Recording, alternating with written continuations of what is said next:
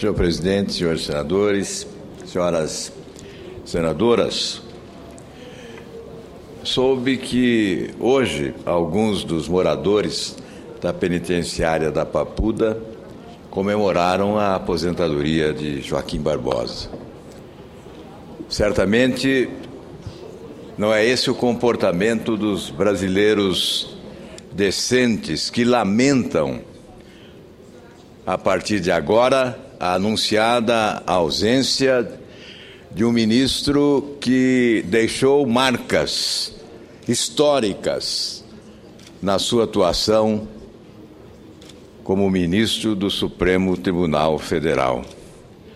Num tempo em que as instituições públicas encontram-se desgastadas, desacreditadas, a presença dele como relator da ação 470 do Mensalão e como presidente do Supremo Tribunal Federal deixou marcas de competência e de dignidade, um legado de decência e de atuação talentosa. Certamente um exemplo que deve ser destacado, ressaltado, um estímulo que deve ser perseguido. Joaquim Barbosa valorizou esta instituição essencial no Estado de Direito Democrático, onde estão fincados os alicerces básicos da democracia.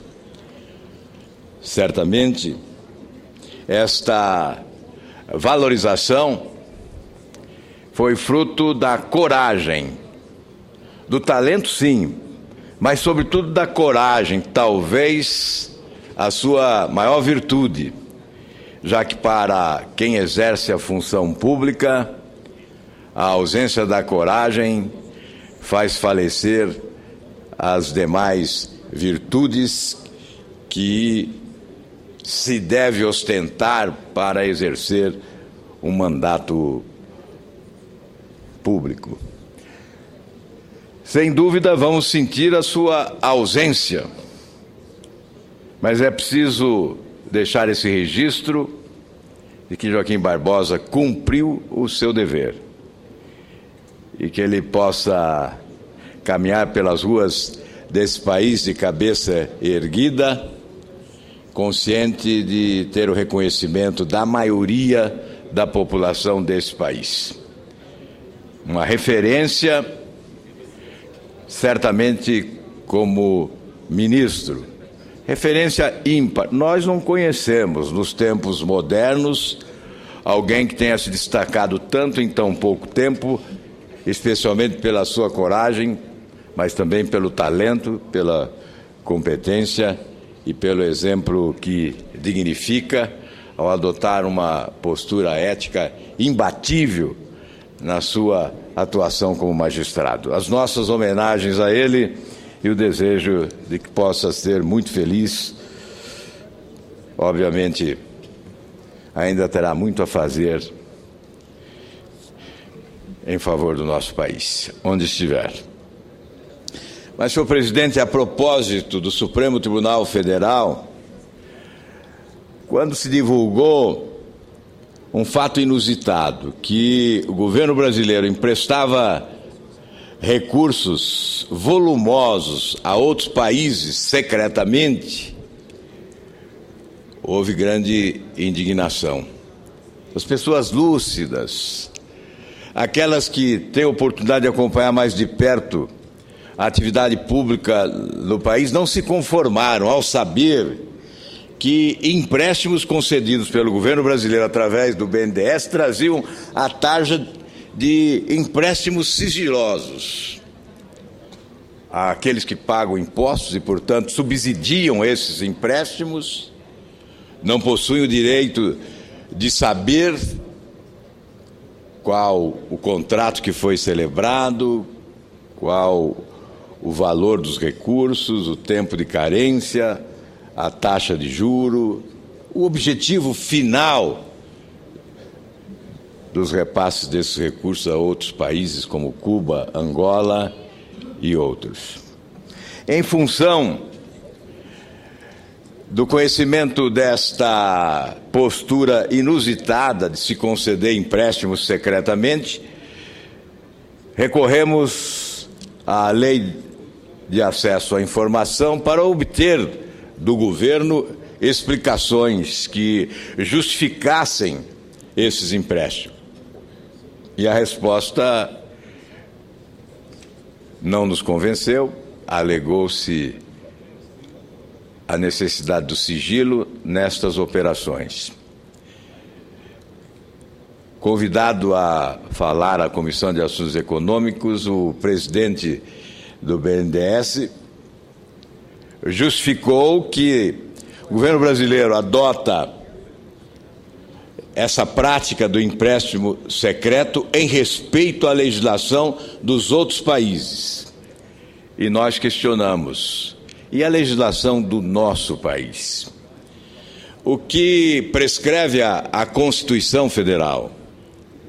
Transparência e publicidade dos atos públicos. Portanto, qual a justificativa para a concessão de empréstimos secretos?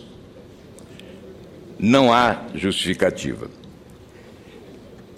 Protocolamos no Supremo Tribunal Federal e levamos pessoalmente às mãos do presidente Joaquim Barbosa um mandado de segurança contra a concessão dos empréstimos secretos, exigindo a divulgação de todas as informações concernentes a esses empréstimos.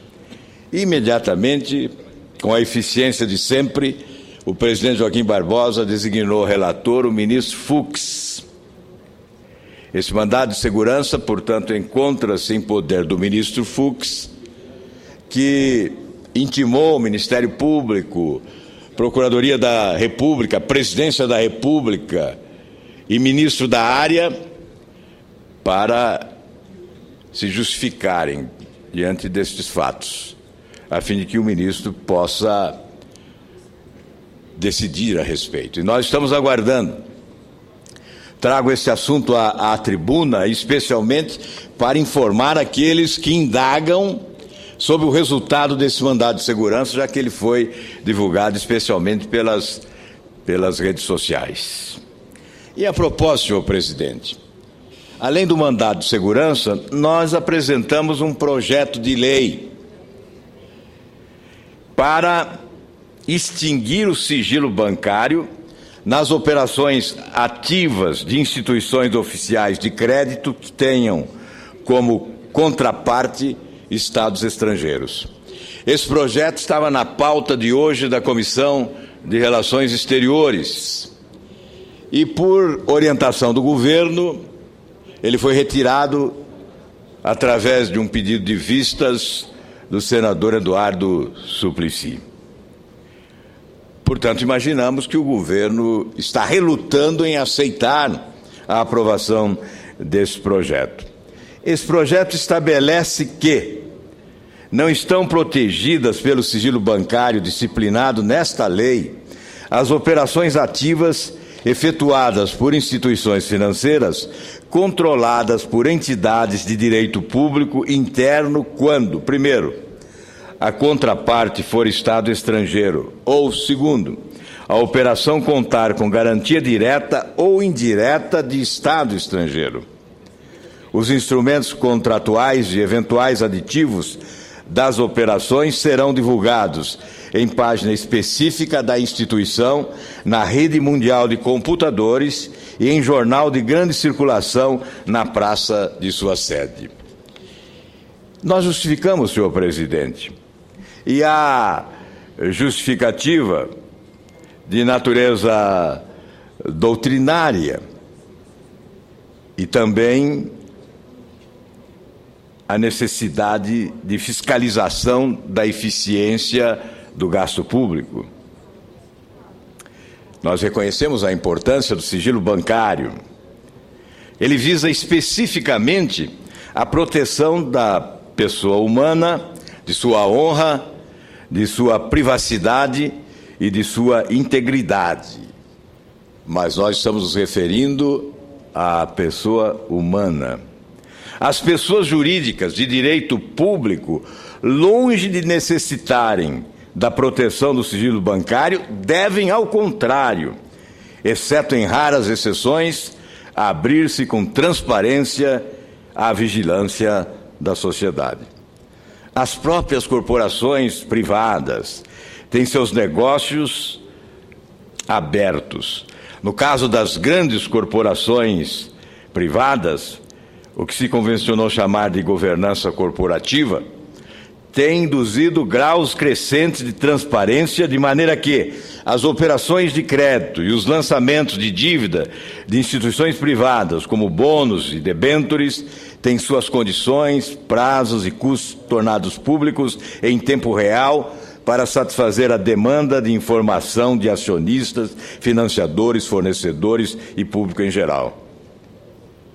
Portanto, não há, nesse avanço da transparência das instituições privadas de interesse público, qualquer contradição com os direitos à honra e à privacidade dos cidadãos comuns.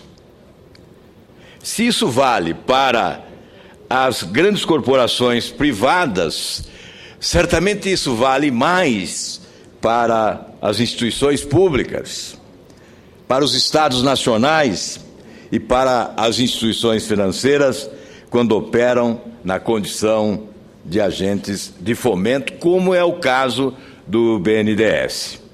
Seria impensável, por exemplo, que as operações do Banco Mundial ou do Banco Interamericano de Desenvolvimento fossem toldadas pelo sigilo bancário. Isso nem se cogita. Não há nem cogitação desse sigilo quando se trata de Banco Mundial e Banco Interamericano de Desenvolvimento. Olha, senhor presidente, quanto ao aspecto de eficiência, é bom lembrar, em especial, o Banco Nacional de Desenvolvimento Econômico e Social e outras instituições de crédito oficiais no Brasil, que recebem recursos vultosos do Tesouro Nacional, que são repassados na forma de operações de crédito a tomadores finais. Ontem ainda, nesta casa, nós aprovamos medida provisória repassando recursos do Tesouro Nacional ao BNDES para, como consequência, financiamentos a tomadores finais com juros subsidiados. Portanto, o contribuinte brasileiro subsidia esses juros, inclusive em relação a capitais que são exportadas para outras nações. Veja, aqui há um dado sobre subsídio. Apenas para ilustrar essa questão do subsídio, entre dezembro de 2012 e dezembro de 2013, o custo da dívida pública mobiliária federal interna subiu de 11,72% ao ano. Presidente, eu gostaria que Vossa Excelência desligasse essa campainha, a exemplo do que ocorreu com os meus antecessores na tribuna. Tranquilo, como eu disse, eu subi a tribuna, eu sei disso. Todo o tempo necessário. Mas essa campainha é irritante, presidente. Bem. Fique tranquilo. Atenderei o seu pedido, inclusive. Obrigado, presidente. Subiu de 11,72 ao ano para 12,35, enquanto a TJLP, que é o que a União recebe do BNDES, caiu de 5,5 para 5 ao ano, no mesmo período. Assim, o subsídio que era de 6,2 ao ano subiu para 7,4% ao ano. Ora, se existe esse imenso subsídio nas operações de crédito lastreadas em endividamento público, é incompreensível que os benefícios sejam estendidos a outras nações, à custa do sofrido contribuinte brasileiro, que sofre cada vez mais com a precária infraestrutura brasileira. É incompreensível ver a presidente do Brasil inaugurando o Porto de Mariel com mais de 800 milhões de dólares do BNDES, enquanto os portos do Brasil estão sucateados, para dar apenas este exemplo. Mais de 800 milhões de dólares já foram injetados. Aí o governo diz o seguinte: não, mas com esse empréstimo nós estamos gerando 150 mil empregos no Brasil. E nós vamos demonstrar que o governo mente.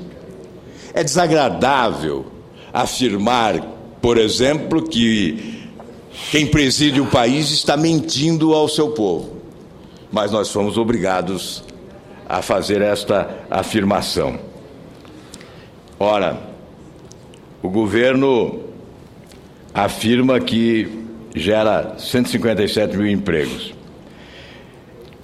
Como afirmou o governo, então, a soma de exportações do Brasil no ano passado, 242 bilhões, terá gerado 47,5 milhões de empregos diretos, indiretos e induzidos, o equivalente a 50% da mão de obra ocupada no Brasil. Ocorre, entretanto, que as exportações brasileiras equivalem tão somente a 11% do PIB nacional.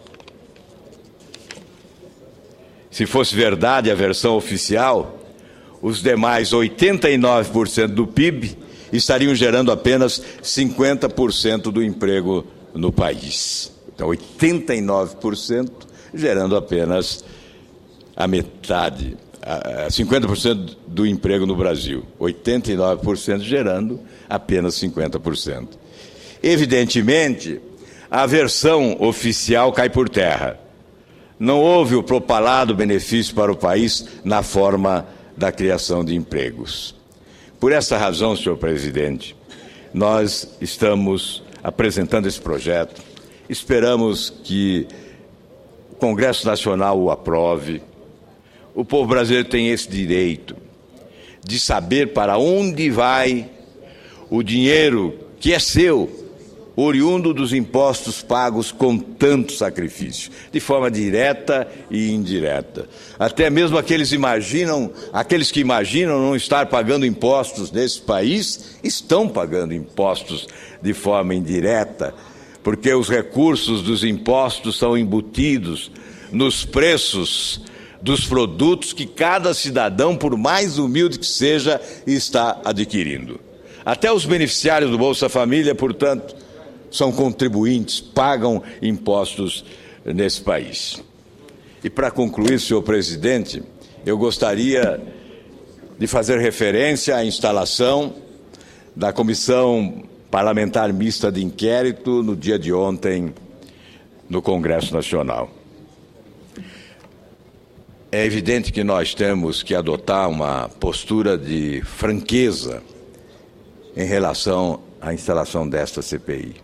Ela chegou tarde, nós perdemos 2 meses, e isto foi deliberado.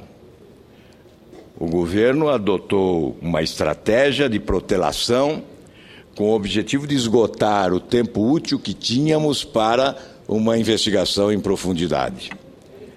Em função do calendário deste ano, atípico, com Copa do Mundo, que não deveria paralisar as atividades do Congresso, afinal, o técnico Luiz Felipe Scolari não convocou nenhum parlamentar das duas casas para a seleção brasileira. Portanto, ninguém está impedido de trabalhar durante os Jogos da Copa do Mundo. O senador Aníbal Diniz, que é um esportista, sabe que o único que poderia ser convocado do Congresso Nacional é o deputado Romário, mas ele já passou da idade também. Então, não há razão para a paralisação dos trabalhos. Mas nós sabemos que o Congresso Nacional vai caminhar a passos de tartaruga durante a realização da Copa do Mundo.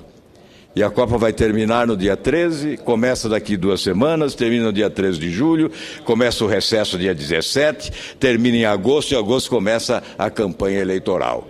Portanto, não há tempo hábil, tempo útil, hábil para as investigações avançarem. E nós sabemos das manobras que são adotadas pela maioria no Congresso, por orientação do Poder Executivo e da Presidência da República, para protelar todas as ações, todas as decisões e todas as providências que devem ser adotadas a serviço da investigação necessária. O trabalho seria imenso. Veja, em poucos dias a nossa assessoria produziu a síntese dos fatos principais e conexos que justificariam este roteiro de investigação. É um material que apresenta todos os indícios em razão das denúncias conhecidas e aquelas que ainda não foram publicizadas, mas que justificam esse roteiro de trabalho para uma CPI que teria que ter tempo hábil e que não terá nas atuais circunstâncias. A nossa assessoria também produziu um mapa que ontem tive a oportunidade de apresentar na reunião de instalação desta comissão. Esse mapa desenha o roteiro que deveria ser perseguido para uma investigação competente, a fim de que pudéssemos contribuir para que o Ministério Público, especialmente, instaurando os procedimentos adequados, pudesse responsabilizar civil e criminalmente todos os envolvidos neste escândalo da Petrobras. Este mapa mostra a origem dos recursos à empresa Petrobras e o caminho percorrido pelo dinheiro público, passeando por várias áreas da administração pública e privada, percorrendo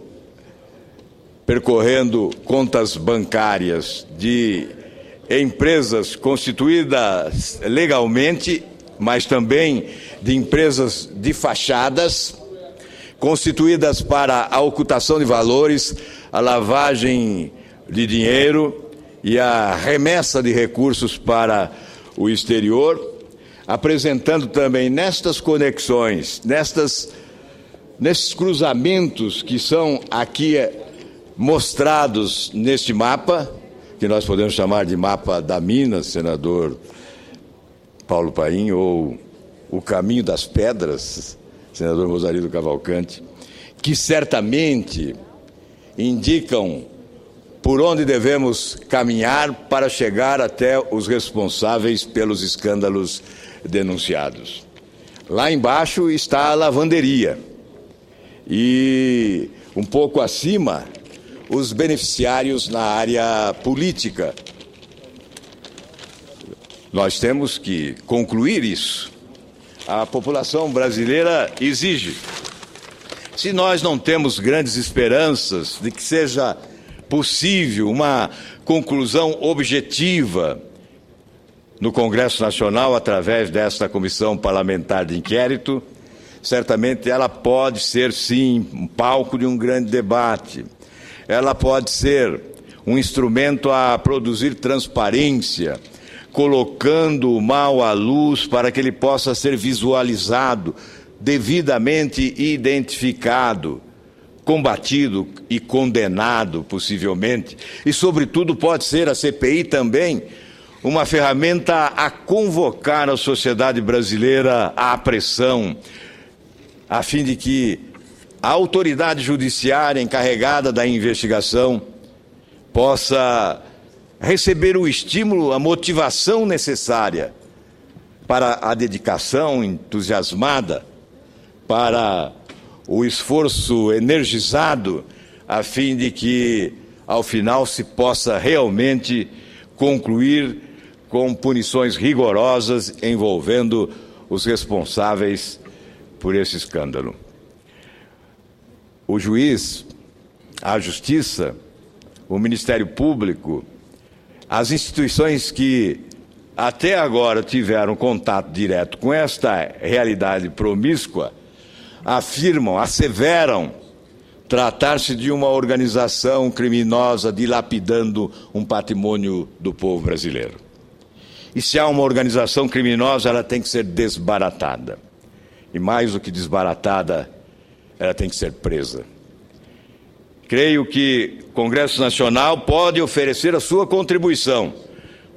Por modesta que seja, será uma contribuição à investigação judiciária, a fim de que nós possamos retirar debaixo do tapete toda a sujeira acumulada durante todos esses anos, em negociatas escusas, em desvios milionários, em falcatruas praticadas à sombra de um balcão de negócios que se estabeleceu em Brasília para a negociação política permanente, onde se estabeleceu uma picaretagem explícita com o loteamento de cargos até mesmo numa empresa fundamental, histórica, que sempre orgulhou a nação, que é a Petrobras. E o nosso desejo é retirar a empresa das mãos daqueles que a assaltaram e dilapidaram o seu patrimônio.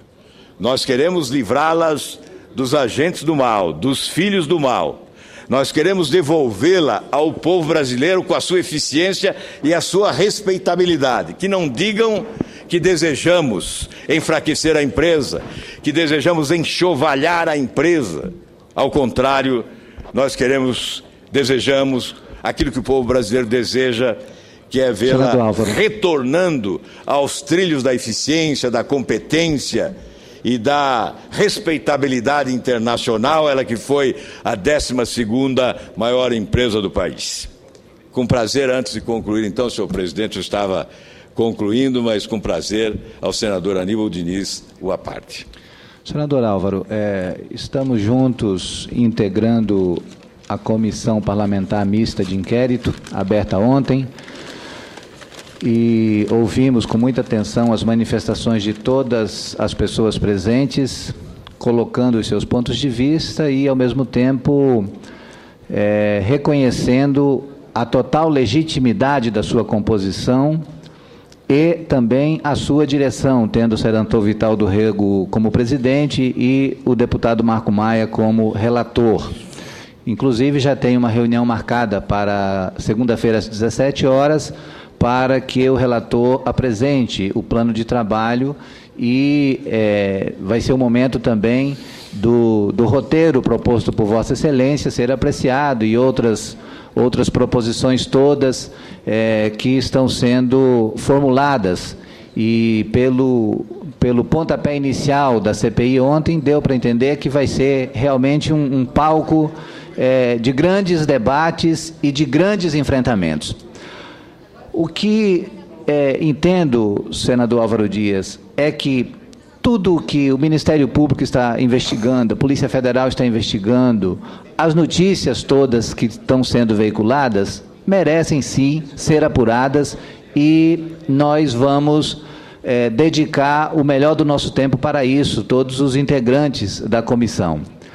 Agora, nós não podemos, senador Álvaro Dias, nos fazer de ingênuos e não nos darmos conta de que o grande palanque eleitoral esperado por Aécio Neves e pelo Eduardo Campos é justamente essa CPI, para que todos possam vociferar no mais alto brado as suas posições, querendo passar a ideia de que a gestão da Petrobras é temerária por conta de desvios fragmentados que estão sendo objeto dessa apuração.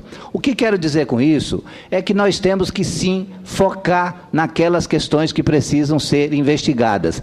Mas isso não pode virar um discurso uníssono de que a Petrobras está perdendo valor, de que a Petrobras está deficitária, quando, na realidade, nós sabemos que o período de maior crescimento da Petrobras foram os últimos 12 anos. Nós temos que também combater com veemência aquele discurso fácil de certos parlamentares. Eu vi parlamentar ali falar de petização da Petrobras, quando todos nós sabemos, eu e Vossa Excelência sabemos, que todos os diretores de todas as áreas da Petrobras são de funcionários de carreira.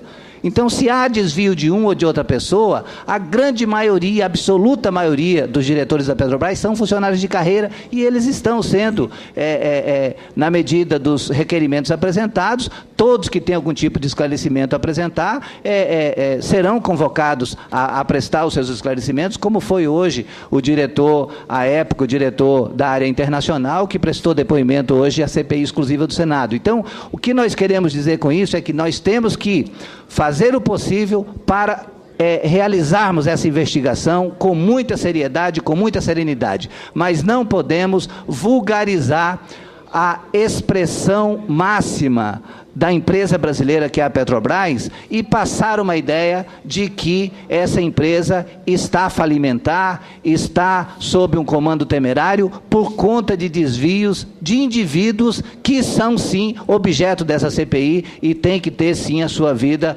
investigada, as suas ações temerárias investigadas, mas deixando claro que o plano estratégico estabelecido pela Petrobras lá atrás, no governo Fernando Henrique, é basicamente o mesmo plano estratégico, à exceção da opção diferenciada no que diz respeito ao domínio nacional sobre as nossas jazidas, principalmente sobre o pré-sal, que tem um tratamento diferenciado agora nos governos do PT, do presidente Lula e da presidenta Dilma, e que isso é objeto de uma discordância ideológica do PSDB, que defende um caminho mais rumo à privatização, e esse nós tememos também ser o pano de fundo dessa preocupação extrema do PSDB em querer diminuir a importância da Petrobras para o povo brasileiro, inclusive espalhando o pânico ao povo brasileiro, que é o grande acionista dessa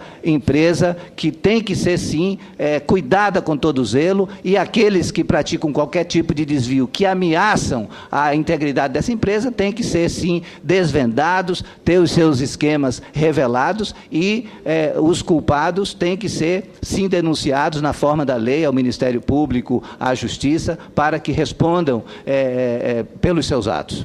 Muito obrigado, senador Aníbal Diniz. Eu que estava concluindo o pronunciamento, com a parte de Vossa Excelência, teria que fazer um novo, mas eu não vou abusar da paciência dos meus colegas que aguardam para ocupar essa tribuna. De qualquer forma, eu gostaria de dizer, em respeito, inclusive, porque o senhor, a parte, valoriza a nossa presença na tribuna, dizer que a presidente Dilma não teria esse palanque. Eu não considero um palanque, mas se entendem ser palanque, ele não estaria armado se já em 2009 o governo adotasse as providências em razão das denúncias que justificaram a instalação de uma CPI nesta casa, no Senado Federal.